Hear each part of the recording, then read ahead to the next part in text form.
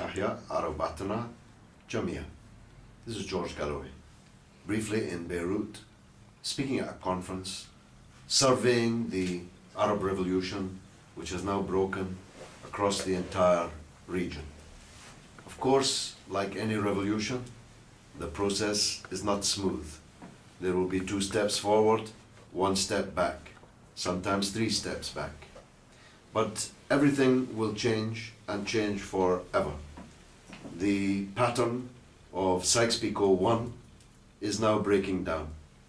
The task for the Arabs is to make sure that it's not replaced by a Sykes-Picot 2.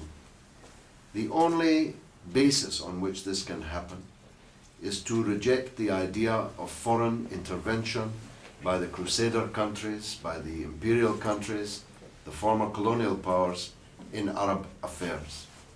Where there is conflict in an Arab country, it must be resolved by the Arabs themselves, because the West is not coming here to help you. The West is coming here to help themselves to what you have. This was the lesson of Sykes-Picot 1, and it should be learned before Sykes-Picot 2 takes a grip. The kings and the presidents of the Arab world are all shaking. Their people have moved decisively onto the streets and moved decisively onto the front foot. I believe that for the most part, this will be for the benefit of the Arab masses. Maybe not today, maybe not tomorrow, but the day will come when the Arabs will find their way to the path which was blazed by President Jamal Abdel Nasser of Arab unity. Because without this unity, the Arabs will be prisoners of sectarian and confessional division. There will always be somebody seeking to open a gap between people based on religion or confession. So the only antidote, every poison has an antidote. The antidote to sectarian poison is Arab unity, Arab nationalism. And I hope that in the course of these revolutions, that the dignity of the Arab masses will be kept and preserved, and that genuine independence and freedom will result.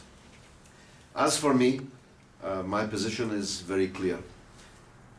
All people, whether Arabs or not, have the right to rise up against their government.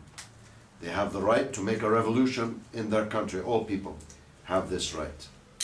But they don't have the right to ask me to support my armed forces setting fire to their countries. They don't have the right to ask me to bomb their country to make their revolution. This is a basic principle, a law you can say, for us in the anti-imperialist movement in the West. So I give my solidarity to all the Arabs struggling to overthrow oppression and to build a new society out of the ruins of the old. I waited almost 40 years for these events to begin to happen in the Arab world. I pray to God that I am still breathing when the last of these revolutions has been successful. الثورة حتى الناصر حتى الناصر حتى القدس.